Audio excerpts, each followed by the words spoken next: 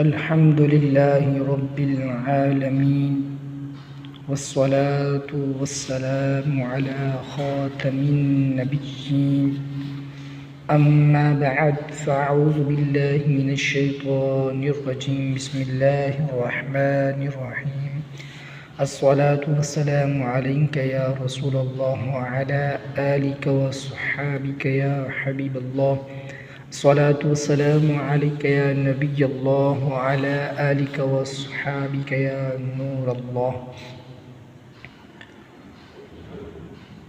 برادران اسلام، ہم گناہ گاروں کی شفاعت فرمانے والے آقا صلی اللہ تعالی علیہ وآلہ وسلم کا فرمان ہے، من صلی علی مئة كتب اللہ بین عینیہ براءۃ من النفاق وبراءۃ من النار واسکنہ اللہ یوم القیامۃ مع الشہداء۔ جو شخص مجھ پر 100 مرتبہ درود پاک پڑھے گا، اللہ پاک اس کی دونوں آنکھوں کے درمیان لکھ دے گا کہ یہ شخص نفاق اور جہنم کی آگ سے آزاد ہے اور اسے بروز قیامت شہیدوں کے ساتھ رکھے گا۔ فرمان مصطفیٰ صلی اللہ تعالی علیہ وآلہ وسلم، افضل العمل النیت الصادقۃ، سچی نیت سب سے افضل عمل ہے۔ نافرمان لوگ بندر بن گئے۔ بنی اسرائیل کے کچھ لوگ سمندر کے کنارے اہلان نامی گاؤں میں رہتے تھے۔ یہ سب ماہی گیر تھے، سمندر سے مچھلیاں پکڑتے، بیچتے اور اپنی روزی کا اہتمام کیا کرتے تھے۔ بڑی خوشحال زندگی گزر رہی تھی۔ پھر قدرت کو ان کا امتحان منظور ہوا، چنانچہ ان کے لیے ہفتے کے دن مچھلی کا شکار حرام قرار دے دیا گیا۔ اللہ پاک مالک ہے، وہ اپنے بندوں کو جو چاہے حکم دے سکتا ہے۔ قرآن مجید میں ہے، لا يسأل عما يفعل وهم يسألون، اللہ سے اس کام کے متعلق سوال نہیں کیا جاتا جو وہ کرتا ہے اور لوگوں سے سوال کیا جائے گا۔ اللہ پاک نے بنی اسرائیل پر ہفتے کے دن مچھلی کا شکار کیوں حرام فرمایا؟ یہ اس کی حکمت ہے، وہ جو چاہے کرے، ہم بندے ہیں، ہم نے آنکھیں بند کر کے اپنے مالک و مولا کا حکم ماننا ہے اور بس۔ خیر، اللہ پاک نے بنی اسرائیل کے لیے ہفتے کے دن مچھلی کا شکار حرام کر دیا۔ اب ان آزمائش یہ ہوئی کہ ہفتے کے دن سمندر میں مچھلیاں بہت آیا کرتی۔ اتنی مچھلیاں دیکھ کر ان کے دل للچاتے، جی چاہتا کہ مچھلیاں پکڑیں، بیچیں، خوب نفع کمائیں۔ مگر ہفتے کے دن مچھلیاں پکڑنا حرام تھا، لہٰذا دل کی حسرت دل ہی میں رہ جاتی۔ کچھ عرصہ تو انہوں نے صبر کیا اور اللہ پاک کے حکم پر عمل کرتے رہے۔ پھر انہیں شیطان نے حیلہ سکھایا۔ انہوں نے یوں کیا کہ اپنے گھروں کے قریب بڑے بڑے حوض بنائے اور سمندر سے نالیاں کھینچ کر حوض تک لے آئے۔ ہفتے والے دن جب مچھلیاں زیادہ ہوتی تو نالیوں کے منہ کھول دیتے، مچھلیاں ان نالیوں کے ذریعے حوض میں آ جاتی، اگلے دن یہ انہیں پکڑ لیتی۔ یہ بھی اللہ کی نافرمانی ہی تھی، انہوں نے صرف اپنے دل کی تسلی کے لیے ایسا کیا، ورنہ ظاہر ہے مچھلیاں پکڑنا منع تھا۔ چاہے جال ڈال کر پکڑتے، چاہے حوض کے ذریعے قید کر لیتے، دونوں صورتوں میں مچھلیاں تو پکڑی ہی گئیں۔ لہٰذا انہیں سمجھایا گیا۔ دین کا درد رکھنے والوں نے انہیں نیکی کی دعوت دی، انہیں بتایا کہ جو تم کر رہے ہو یہ غیر شرعی حیلہ ہے، یہ محض ایک بہانہ ہے، تم اللہ پاک کی نافرمانی کر رہے ہو۔ مگر یہ نہ مانے، اللہ پاک کی نافرمانی کرتے رہے، گناہ چھوڑنے اور توبہ کرنے کو تیار نہ ہوئے۔ آخر ان کی مسلسل نافرمانی کے سبب اللہ پاک کا قہر ان پر برس پڑا۔ ایک صبح کو دیکھا گیا کہ نافرمانوں کے چہرے مسخ ہو چکے تھے اور یہ سب نافرمان بندر بن چکے تھے۔ اللہ پاک نے اتنا خطرناک واقعہ قرآن کریم میں یوں ذکر فرمایا، وَلَقَدْ عَلِمْتُمُ الَّذِينَ اعْتَدَوْا مِنْكُمْ فِي السَّبْتِ فَقُلْنَا لَهُمْ كُونُوا قِرَدَةً خَاسِئِينَ، اور یقیناً تمہیں معلوم ہے وہ لوگ جنہوں نے تم میں سے ہفتے کے دن میں سرکشی کی، تو ہم نے ان سے کہا کہ دھتکارے ہوئے بندر بن جاؤ۔ برادران اسلام، ہم نے سنا کہ اللہ پاک کی نافرمانی کا کیسا بھیانک انجام ہوا۔ اللہ پاک نے بنی اسرائیل کے ان نافرمانوں کو قیامت کے لیے نشان عبرت بنا دیا۔ اللہ پاک قرآن کریم میں اسی عبرتناک واقعے کے متعلق فرماتا ہے فَجَعَلْنَاهَا نَكَالًا لِمَا بَيْنَ يَدَيْهَا وَمَا خَلْفَهَا وَمَوْعِظَةً لِلْمُتَّقِينَ۔ تو ہم نے یہ واقعہ اس وقت کے لوگوں اور ان کے بعد والوں کے لیے عبرت اور پرہیزگاروں کے لیے نصیحت بنا دیا۔ معلوم ہوا اس واقعے میں عبرت ہے۔ اللہ پاک نے قرآن کریم میں اس واقعے کو ہمارے عبرت کے لیے بیان فرمایا، لہٰذا ہمیں چاہیے کہ ہم اس سے عبرت پکڑیں، اللہ پاک کے حضور رجوع لائیں، توبہ کریں، نیکیاں کریں اور اللہ پاک اور اس کے پیارے محبوب صلی اللہ علیہ وسلم کی نافرمانی سے ہر دم بچتے رہیں کہ اللہ اور رسول کی نافرمانی دنیا و آخرت میں ذلت و رسوائی کا سبب ہے۔ حضرت امام حسن بصری رحمۃ اللہ علیہ فرمایا کرتے تھے، اے ابن آدم تیری ہلاکت ہو، کیا تو اللہ پاک سے مقابلہ کرنا چاہتا ہے؟ ہاں، جس نے اللہ پاک کی نافرمانی کی گویا اس نے اللہ پاک سے جنگ کی۔ نافرمانی لعنت برسنے کا سبب ہے۔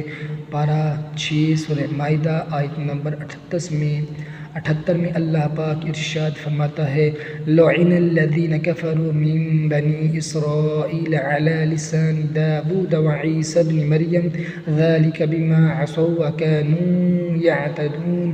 بنی اسرائیل میں سے کفر کرنے والوں پر داؤد اور عیسیٰ بن مریم کی زبان پر سے لعنت کی گئی۔ یہ لعنت اس وجہ سے تھی کہ انہوں نے نافرمانی کی اور وہ سرکشی کرتے رہتے تھے۔ اس آیت کریمہ میں بتایا گیا کہ بنی اسرائیل نے نافرمانی کی، وہ لوگ گناہوں میں حد سے بڑھے، اللہ پاک کی حدود کو توڑا، تو حضرت داؤد اور حضرت عیسیٰ علیہ السلام نے ان پر لعنت فرمائی، لہٰذا وہ لوگ عذاب میں گرفتار ہوئے۔ معلوم ہوا اللہ پاک کی نافرمانی لعنت برسنے کا سبب ہے۔ نافرمان پر اللہ پاک کی لعنت۔ حضرت وہب رحمۃ اللہ علیہ سے روایت ہے کہ اللہ پاک نے انبیاء بنی اسرائیل میں سے کسی نبی علیہ السلام کی طرف وحی فرمائی، بندہ جب میری اطاعت کرتا ہے تو میں اس سے راضی ہو جاتا ہوں، اور جب میں اس سے راضی ہو جاتا ہوں تو اسے برکتیں عطا فرماتا ہوں، جب بندہ میری نافرمانی کرتا ہے تو میں اس سے ناراض ہو جاتا ہوں، اور جب میں اس سے ناراض ہو جاتا ہوں تو اس پر لعنت برساتا ہوں، اور میری لعنت اس کی 7 پشتوں تک پہنچتی ہے۔ کتنی قومیں تھیں جو تباہ کر دی گئی۔ جو اللہ پاک کی نافرمانی کرتے ہیں، گناہوں پر اڑتے ہیں اور اپنے گناہوں کو اچھا دکھانے کے لیے طرح طرح بہانے گھڑتے ہیں، سود کو پرافٹ کہہ دیں گے، بے حیائی کو جدت کا نام دیں گے، بے پردگی کو فیشن کا نام دیں گے، ایسے نادان ذرا اندازہ تو کریں کس کی نافرمانی کر رہے ہیں۔ آج من گھڑت باتیں کر کے، زبان چلا کر، گناہ کا نام بدل کر، بظاہر دل کو بھانے والے الفاظ بول کر گندے کام کو لوگوں کی نگاہ میں اچھا کر بھی لیں گے تو کیا اللہ پاک کے حضور حاضری نہیں ہونی؟ ذرا سوچے تو صحیح، جس جبار قہار کی نافرمانی کرتے ہیں کیا وہ دیکھتا نہیں ہے؟ کیا اعمال لکھنے والے فرشتے ہمارے اعمال لکھ نہیں رہے؟ جب ایسا ہے تو پھر ان دل لہوانے والے الفاظ کا کیا فائدہ؟ گناہ تو آخر گناہ ہی ہے، گناہ کا انجام ہمیشہ عبرتناک ہی نکلتا ہے۔ اللہ پاک قرآن کریم میں ارشاد فرماتا ہے وَكَمْ أَهْلَكْنَا مِنَ الْقُرُونِ مِنْ بَعْدِ نُوحٍ وَكَفَىٰ بِرَبِّكَ بِذُنُوبِ عِبَادِهِ خَبِيرًا بَصِيرًا۔ اور ہم نے نوح کے بعد کتنی ہی قومیں ہلاک کر دیں، اور تمہارا رب اپنے بندوں کے گناہوں کی کافی خبر رکھنے والا، دیکھنے والا ہے۔ اللہ وہ کیسی قومیں تھیں، انہیں دنیا میں عزت دی گئی تھی، طاقت دی گئی تھی، وہ مالدار تھے، ان کے بڑے بڑے طاقتور جسم تھے، مگر انہوں نے نافرمانی کی، گناہ کرتے رہے، نیکی کی دعوت دینے والوں کی بات نہ سنی، ضدی بنے، گناہوں پر اڑے، توبہ کی طرف نہ آئے۔ آخر خدائے قہار کا غضب ان پر نازل ہوا اور ان کا نام و نشان تک دنیا سے مٹا دیا گیا۔ قوم عاد بڑی طاقتور قوم تھی، ان کے لمبے لمبے قد تھے، بڑے بڑے جسم تھے، یہ پہاڑوں کو تراش کر اپنے محلات بنایا کرتے تھے۔ اللہ پاک نے انہیں مال و دولت سے نوازا، نعمتیں عطا فرمائی، مگر انہوں نے نافرمانی کی، اللہ پاک کے نبی حضرت ہود علیہ السلام کو جھٹلایا، کفر پر اڑے، گناہوں پر قائم رہے، ضدی بنے، آخر ان پر رب قہار کا قہر برس پڑا۔ اللہ پاک نے ان پر آندھی کا عذاب بھیجا، یہ نہایت سرد، خشک، خیر و برکت سے خالی اور سخت سٹانے دار آندھی تھی۔ اس کی شدت کا حال یہ تھا کہ لوگوں کو زمین سے یوں کھیڑ دیتی گویا کہ وہ کھجوروں کے سوکھے تنے ہوں، پھر انہیں سر کے بل زمین پر اس طرح مارتی کہ ان کے ٹکڑے ٹکڑے ہو جاتے۔ 8 دن تک یہ آندھی مسلسل چلتی رہی اور اس نے قوم عاد کا نام و نشان تک مٹا ڈالا۔ قوم سمود فن تعمیر کی ماہر تھی، اللہ پاک نے انہیں بہت نعمتوں سے نوازا، انہیں طاقت دی، مال و دولت سے نوازا، مگر انہوں نے نافرمانی کی، حضرت صالح علیہ السلام کو جھٹلایا، کفر پر اڑے، گناہوں کا بازار گرم کیا، آخر ان پر بھی قہر الہی کا کوڑا برس گیا، ان پر شدید زلزلے کا عذاب بھیجا گیا جس سے یہ ہمیشہ کے لیے فنا کے گھاٹ اتر گئے۔ نمرود کیسا روب و دبدبے والا بادشاہ تھا، اللہ پاک نے اسے تاج و تخت عطا کیا مگر اس نے نافرمانی کی، حضرت ابراہیم علیہ السلام کی گستاخیاں کی، آخر اس پر عذاب آیا۔ اللہ پاک نے اس بد انجام کو اور اس کی فوج کو مچھروں کے ذریعے فنا کے گھاٹ اتار دیا۔ فرعون کیسا طاقت والا تھا، اس نے نافرمانی کی، اس کی بحثت اس کے کچھ کام نہ آئی، طاقت، قوت، تاج و تخت، فوج، لشکر سب دھرے کے دھرے رہ گئے اور فرعون اپنی کافر قوم سمیت دریا میں غرق ہو گیا۔ یہ ہے نافرمانی کا انجام۔ اللہ پاک بڑا مہربان ہے، وہ مہلت دیتا ہے، سدھرنے کے موقع فراہم کرتا ہے، مگر جو نہیں سدھرنے، نافرمانیوں پر اڑتے، گناہوں پر دلیری دکھاتے ہیں، وہ خود اللہ پاک کے غضب کو دعوت دیتے ہیں۔ پھر جب اس جبار و قہار کا قہر برس پڑتا ہے، پھر کوئی فرق نہیں پڑتا کہ کون بادشاہ ہے، کون فقیر، کون طاقت والا ہے، کون کمزور۔ جب اللہ پاک کا قہر برستا ہے تو مال و دولت کچھ کام نہیں آتے، تاج و تخت بیکار ہو کر رہ جاتے ہیں اور طاقت و قوت کا غرور ٹوٹ پھوٹ کر رہ جاتا ہے۔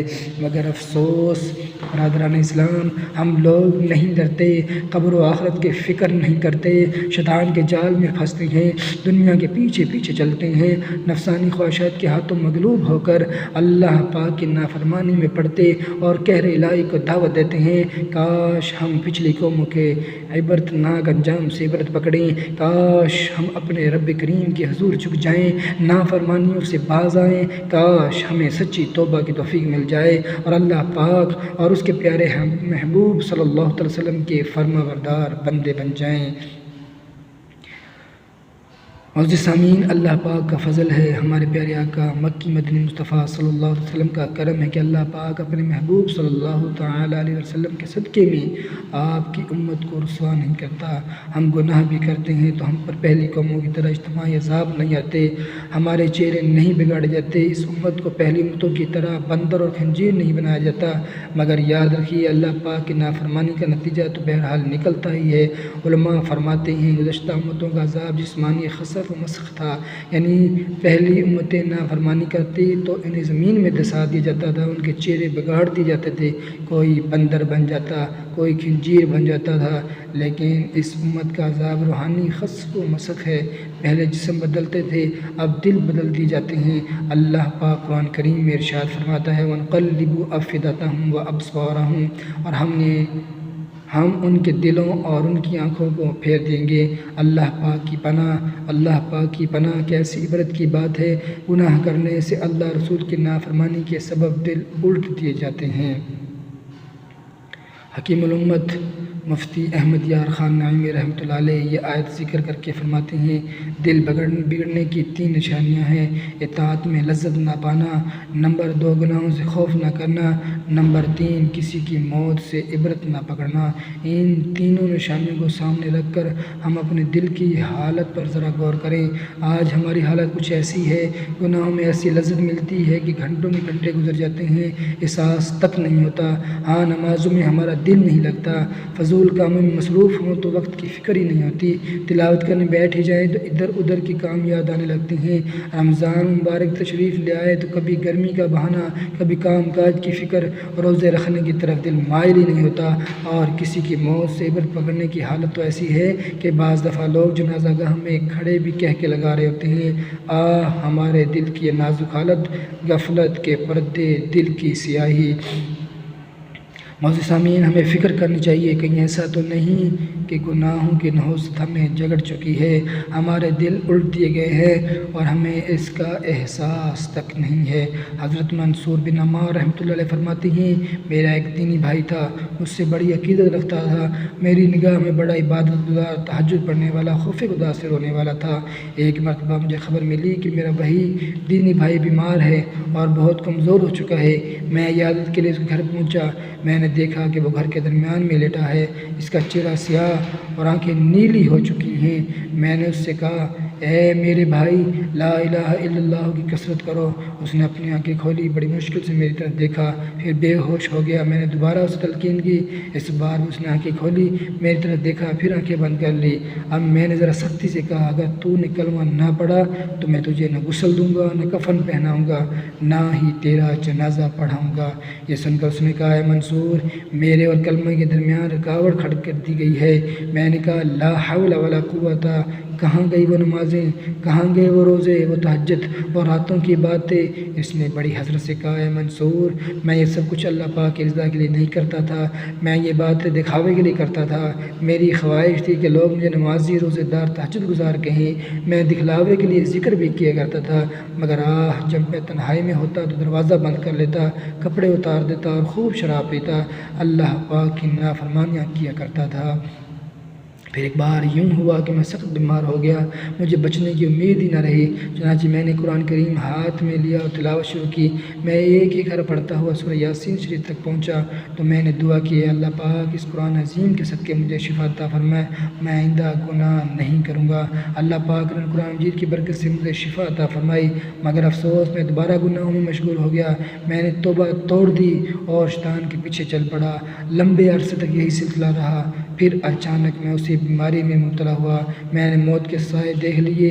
اب کی بار پھر میں نے قرآن کریم کی تلاوت کی، قرآن مجید کے وسیلے سے دعا کی، توبہ کی، گناہوں کی معافی مانگی، اللہ پاک نے مجھے پھر معاف فرما دیا، مجھے شفا نصیب ہو گئی۔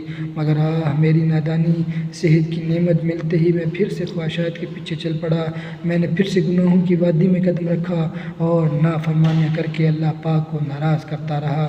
اب تیسری مرتبہ اللہ پاک نے مجھے اس مرض میں مبتلا فرمایا۔ اس بار میں نے وہی طریقہ اپنایا، میں نے قرآن کریم لگوایا، کھولا، مگر افسوس میری زبان بند کر دی گئی۔ میں قرآن کریم پڑھنا چاہتا تھا مگر ایک حرف بھی نہ پڑھ سکا۔ اس حالت سے میں سمجھ گیا تھا کہ اللہ پاک مجھ سے سخت ناراض ہے۔ پھر بھی میں نے اللہ پاک کے حضور عرض کی، یا اللہ پاک، قرآن مجید کے صدقے مجھے شفا عطا فرما۔ اب کی بار مجھے غیب سے آواز آئی، جب تو بیمار ہوتا ہے توبہ کرتا ہے اور جب تندرست ہو جاتا ہے تو گناہ کرنے لگ جاتا ہے، جب تکلیف میں مبتلا ہوتا ہے تو روتا ہے اور جب شفا یاب ہوتا ہے تو برائی اور نافرمانی پر کمر بستہ ہو جاتا ہے۔ تو کتنی مصیبتوں اور آزمائشوں میں مبتلا ہوا، اللہ پاک نے تجھے ان سے نجات عطا فرمائی، اس کے باوجود تو گناہوں میں ڈوبا رہا۔ کیا تجھے موت کا خوف نہ تھا؟ تو عقل رکھتا تھا، سمجھ رکھتا ہے، پھر بھی غفلت میں پڑا رہا۔ اللہ پاک نے تجھ پر فضل فرمایا، تو نے اسے بھلا دیا۔ تو نے کتنی بار اللہ پاک سے وعدہ کیا پھر توڑ دیا۔ حضرت منصور بن عمار رحمۃ اللہ فرماتے ہیں، وہ یہ باتیں بتاتا ہوا اور رو رہا تھا، میں اس کے پاس سے اٹھ کر چل پڑا، ابھی گھر کے دروازے کے قریب ہی پہنچا تھا کہ اس کا انتقال ہو گیا۔ برادران اسلام، یہ ہے نافرمانی کا انجام۔ بے شک اللہ پاک کی رحمت بہت بڑی ہے، بے شک اللہ پاک اپنے بندوں کی توبہ قبول فرماتا ہے، مگر اس کا یہ مطلب ہرگز نہیں کہ ہم توبہ کی امید پر گناہوں اور نافرمانیوں پر دلیر ہو جائیں۔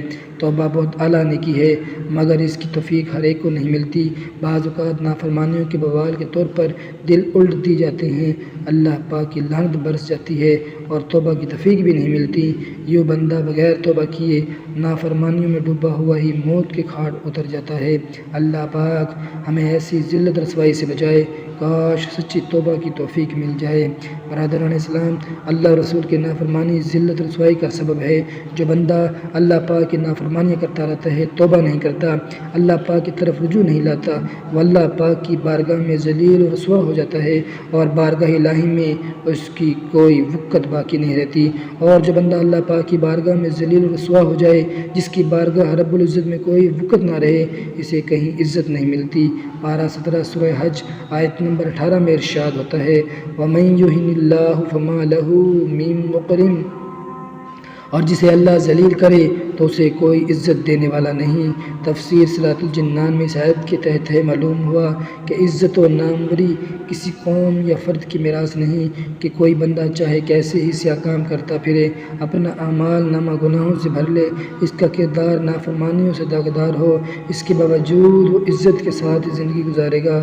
نہیں، ایسا نہیں ہے، بلکہ جو اپنے اخلاق و کردار سے، نیک اعمال سے، خیر خواہی اور ہمدردی سے اپنے آپ کو عزت کا حقدار ثابت کرے، اللہ پاک اسے عزت دیتا ہے، اور جو مسلسل نافرمانیوں میں مبتلا رہتا ہے وہ ذلت کے گہرے گڑھے میں گرا دیا جاتا ہے۔ حضرت جبیر بن سقیر رحمۃ اللہ علیہ فرماتے ہیں، اور جب مسلمانوں نے قبرص کو فتح کیا، میں نے دیکھا کہ صحابی رسول حضرت ابو درداء رضی اللہ تعالیٰ تنہائی میں بیٹھے رو رہے ہیں۔ میں آپ کی خدمت میں حاضر اور عرض کیا، علی جان، آج تو اللہ پاک نے مسلمانوں کو کفار پر غلبہ عطا فرمایا ہے، یعنی آج خوشی کا دن ہے اور آپ آنسو بہا رہے ہیں۔ حضرت ابو درداء رضی اللہ تعالیٰ نے فرمایا، اے جبیر، غور تو کرو، جو اللہ پاک کی نافرمانی کرتا ہے وہ اپنے رب کے حضور کتنا ہی بے وقت ہو جاتا ہے۔ قبرص کے رہنے والے کیسے غلبہ و عزت والے تھے، انہوں نے اللہ پاک کے احکام چھوڑے، اپنے رب کریم کی نافرمانی کی تو ان کا یہ حال ہوا کہ آج انہیں شکست ہوئی اور ذلیل و رسوا ہو گئے۔ معزز سامعین، معلوم ہوا عزت صرف اور صرف اللہ پاک کی فرمانبرداری میں ہے۔ جو اللہ پاک کی نافرمانی کرتا ہے وہ ذلیل و رسوا ہو کر رہ جاتا ہے۔ سب مسلمانوں کی امی جان حضرت عائشہ صدیقہ رضی اللہ تعالیٰ نے ایک مرتبہ حضرت امیر معاویہ رضی اللہ تعالیٰ کو نصیحت بھرا خط لکھا۔ اس میں فرمایا، بے شک جو بندہ اللہ پاک کی نافرمانی کرتا ہے اس کی سزا میں اس شخص کی تعریف کرنے والے لوگ ہی اس کی برائیاں کرنے لگتے ہیں۔ حضرت امام حسن بصری رحمۃ اللہ علیہ فرماتے ہیں، جب بندہ نیکی کرتا ہے تو یہ نیکی اس کے دل میں نور اور بدن کی طاقت بن جاتی ہے، اور جب بندہ گناہ کرتا ہے تو یہ گناہ اس کے دل میں اندھیرا کرتا اور بدن کو کمزور کر دیتا ہے۔ اللہ پاک قرآن کریم میں ارشاد فرماتا ہے، ظہر الفساد فی البر والبحر بما کسبت ایدی الناس لیذیقہم بعض الذی عملوا لعلہم یرجعون۔ خشکی اور تری میں فساد ظاہر ہو گیا ان برائیوں کی وجہ سے جو لوگوں کے ہاتھوں نے کمائے، تاکہ اللہ انہیں ان کے بعض کاموں کو مزہ چکھائے تاکہ وہ باز آئیں۔ اللہ اکبر۔ معلوم ہوا اللہ پاک کی نافرمانی اور گناہوں کے سبب زمین میں فساد برپا ہوتا ہے، قحط پڑتا ہے، بارشیں رک جاتی ہیں، فصلیں تباہ برباد ہو جاتی ہیں، وبائیں پھیلتی ہیں، اور نہ جانے کیسے کیسے فسادات زمین میں ظاہر ہوتے ہیں۔ حضرت مجاہد رحمۃ اللہ فرماتے ہیں، جب قحط شدت اختیار کر لیتا ہے، بارشیں رک جاتی ہیں، تو جانور نافرمانوں پر لعنت بھیجتے اور کہتے ہیں، یہ قحط سالی انسان کے گناہوں کی وجہ سے ہے۔ برادران اسلام، ذرا غور فرمائیں، اس سے بڑھ کر اور ذلت کیا ہوگی کہ انسان اشرف المخلوقات ہے، مگر جب یہ گناہ کرتا ہے، اس کی نافرمانی حد سے بڑھتی ہے، تو جانور جو ہم میں سے کئی درجے کم تر ہے وہ بھی انسان کو برا بھلا کہتے ہیں۔ معلوم ہوا جو نافرمان ہے وہ اپنی فضیلت کھو بیٹھتا ہے اور درجہ انسانیت سے گر کر ذلت کے گہرے کھڑے میں جا پڑتا ہے۔ معزز سامعین، نافرمانی صرف دنیا میں نہیں، قبر و آخرت میں بھی ذلت کا سبب ہے۔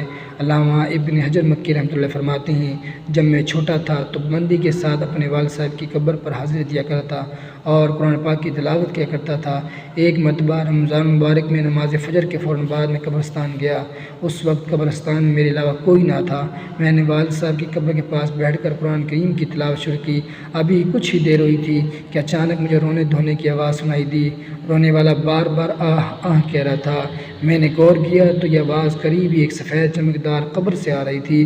میں تلاوت چھوڑ کر وہ آواز سننے لگا۔ قبر کے اندر سے عذاب کی آواز دل کو بے قرار کر رہی تھی۔ پھر کچھ ہی دیر بعد جب دن خوب روشن ہو گیا تو وہ آواز بھی سنائی دینا بند ہو گئی۔ اب وہاں لوگوں کا آنا جانا شروع ہو چکا تھا۔ میں نے ایک شخص سے پوچھا، یہ کس کی قبر ہے؟ اس نے بتایا کہ فلاں کی ہے۔ میں اس قبر والے کو پہچان گیا۔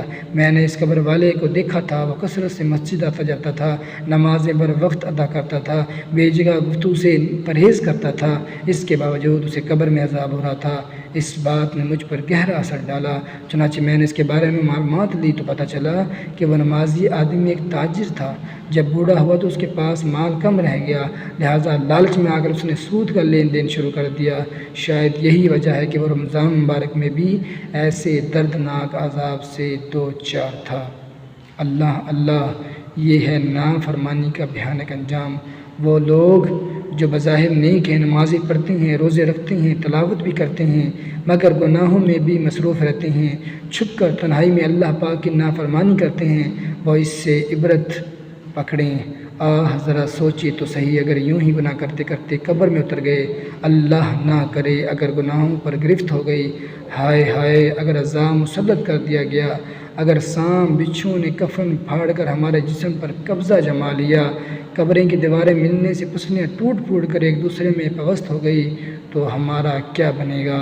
آج معمولی چوٹ بھی برداشت نہیں ہوتی، اگر قبر میں فرشتوں نے ہتھوڑے برسانے شروع کر دیے تو کہاں جائیں گے؟ ایسی ہولناک تکلیفیں کیسے برداشت کر پائیں گے؟ ذرا ٹھنڈے دل سے نافرمانیوں کے اس بھیانک انجام کا تصور تو باندھیے، غور تو کیجیے، کیا عذاب قبر کا سوچ کر ہی دل دہل نہیں جاتا؟ کیا کلیجہ منہ کو نہیں آتا ہے؟ دل خوف سے کانپنے بھی لگتا ہے۔ اب فیصلہ کیجیے کہ آج گناہ چھوڑ کر اللہ پاک کی فرما برداری میں لگ جانا آسان ہے، یا قبر میں عذابات سے دوچار ہونا آسان ہے؟ یقیناً ہم میں سے کوئی بھی قبر و آخرت کے عذاب کی تاب نہیں رکھتا، لہٰذا عافیت اسی میں ہے کہ ہم آج ہی توبہ کر لیں، ابھی وقت ہے، ابھی ہم اس دنیا میں ہیں، سانسیں چل رہی ہیں، اللہ پاک نے ہمیں مہلت عطا فرمائی ہے، توبہ کا دروازہ بھی کھلا ہے، لہٰذا ہمیں چاہیے کہ ہم آج ہی گناہوں سے پکی سچی توبہ کریں اور اللہ پاک کی نافرمانیاں چھوڑ کر اللہ رسول صلی اللہ علیہ وسلم کی رضا والے کاموں میں لگ جائیں۔ صحابی رسول حضرت عبداللہ بن عباس رضی اللہ عنہ فرماتے ہیں، گناہ گار تو گناہ کے برے انجام سے کیوں بے خوف ہے؟ گناہ کی تلاش میں رہنا گناہ کرنے سے بھی سخت ہے۔ تیرا کرام الکاتبین یعنی اعمال لکھنے والے فرشتوں سے حیا نہ کرنا اور گناہ پر قائم رہنا بہت بڑا گناہ ہے۔ تیرا گناہ کر لینے پر خوش ہونا، کہہ کے لگانا اس سے بڑا گناہ ہے۔ گناہ کرتے ہوئے تیز ہوا کے جھونکے سے دروازے کا پردہ اٹھ جائے تو ڈر جاتا ہے، مگر اللہ پاک تجھے دیکھ رہا ہے، اس بات سے نہیں ڈرتا۔ تو نہیں جانتا کہ اللہ پاک تیرے ساتھ کیا سلوک فرمانے والا ہے۔ امام محمد بن محمد غزالی رحمۃ اللہ فرماتے ہیں، نور بصیرت سے اپنے باطن کو دیکھو، تمہارا باطن طرح طرح کے درندوں میں گھیرے ہوا ہے۔ غصہ، شہوت، کینہ، حسد، تکبر، خود پسندی، ریاکاری، یہ سب درندے ہیں۔ آج تم ان درندوں کے کاٹنے کی تکلیف محسوس نہیں ہوتی، مگر مرنے کے بعد قبر میں پردہ اٹھ جائے گا، تمام ان درندوں کو دیکھ لو گے۔ ہاں، تم اپنی آنکھوں سے دیکھو گے گناہوں نے بچھو اور سانپ کی شکلوں میں تمہیں گھیر لیا ہے۔ یقین مانو یہ بری خصلتیں، گندی عادتیں اور در حقیقت خوفناک درندے ہی ہیں جو اس وقت تمہارے ساتھ موجود ہیں، لیکن ان کی بھیانک شکلیں تمہیں قبر ہی میں ہی نظر آئیں گی۔ اچھا یہی ہے کہ موت سے پہلے ان درندوں کو مار ڈالو، گناہ چھوڑ دو۔ گناہ اور نافرمانی سخت ہلاکت خیز ہے۔ مسلمانوں کے دوسرے خلیفہ امیر المومنین حضرت عمر فاروق اعظم رحمۃ اللہ علیہ فرماتے ہیں، گناہ اگرچہ ایک ہی ہو اپنے ساتھ 10 برائیاں لے کر آتا ہے۔ نمبر 1، گناہ کرنے والا اللہ پاک کو غضب دلاتا ہے۔ نمبر 2، گناہ کرنے والا ابلیس یعنی شیطان کو خوش کرتا ہے۔ نمبر 3، گناہ کرنے والا جنت سے دور۔ نمبر 4، جہنم کے قریب ہو جاتا ہے۔ نمبر 5، گناہ کرنے والا خود اپنے آپ پر ظلم کرتا ہے۔ نمبر 6، گناہ کرنے والا اپنے باطن کو ناپاک کر لیتا ہے۔ نمبر 7، گناہ کرنے والا اعمال لکھنے والے فرشتوں کو تکلیف دیتا ہے۔ نمبر 8، گناہ کرنے والا نبی اکرم نور مجسم شاہ بنی آدم صلی اللہ علیہ وسلم کو غمگین کرتا ہے۔ نمبر 9، گناہ کرنے والا زمین آسمان کو اپنے خلاف گواہ بناتا ہے۔ نمبر 10، گناہ کرنے والا انسانوں سے خیانت اور اللہ رب العالمین کی نافرمانی کرتا ہے۔ معزز سامعین، ابھی وقت ہے، ہماری سانسیں چل رہی ہیں، توبہ کا دروازہ کھلا ہے، آج توبہ کر لیں تو گناہوں کی معافی کی صورت بن سکتی ہے۔ اللہ نہ کرے اگر گناہ کرتے کرتے ہی ملک الموت علیہ السلام تشریف لے آئے، سانسیں ٹوٹ گئی، روح بدن سے جدا ہو گئی، گناہ کرتے کرتے قبر میں اتر گئے، اللہ رسول ہم سے ناراض ہو گئے، گناہ پر پکڑ ہو گئی، ہمارے یہی گناہ درندوں کی صورت بن کر قبر میں آئیں گے، سانپ بچھو لاشیں سے لپٹ گئے، قبروں کی دیواریں آپس میں مل گئی، تو اس اندھیری قبر میں، تنہائی میں، وحشت بھرے ماحول میں کہاں جائیں گے؟ کس سے مدد کو بلائیں گے؟ اس لیے آج وقت ہے، آج اچھا ہے کہ آج بلکہ اب بھی سچی پکی توبہ کر لیں، گناہ چھوڑ کر دین اور پکی نیت کر لیں، اب کبھی گناہ نہیں کریں گے، اب ہماری کوئی نماز قضا نہیں ہوگی، رمضان مبارک کے روزے بھی پورے رکھیں گے، زکوٰۃ فرض ہوتی ہے تو وہ بھی پوری ادا کریں گے، چہرے پر سنت مصطفیٰ بلکہ سنت انبیاء یعنی داڑھی شریف بھی پوری ایک مٹھی سجائیں گے، فلمیں ڈرامے دیکھنے، گانے سننے کے بجائے مدنی ماحول اپنائیں گے اور قرآن پاک کی تلاوت، دینی کام، اسلام کو بول بالا کریں گے۔ اللہ تعالیٰ سے دعا ہے جو کچھ سنایا اس پر ہم سب کو عمل کرنے کی توفیق عطا فرمائے اور ہر طرح کی برائی سے ہمیں بچنے کی توفیق عطا فرمائے۔ آمین بجاہ النبی الامین۔